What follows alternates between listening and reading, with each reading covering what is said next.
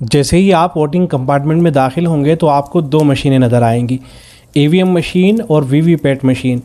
EVM machine vote डालने के लिए है, जबकि वीवीपैट मशीन ये बताती है कि जिसे आप वोट डालना चाहते थे उसे वोट डल गया है। ईवीएम मशीन में आपको कैंडिडेट के नाम और पार्टियों के चुनाव निशान नज़र आएंगे। हर एक के साथ आपको एक नीला बटन भी नज़र आएगा। आपको एहतियात से नीला बटन प्रेस करना होगा।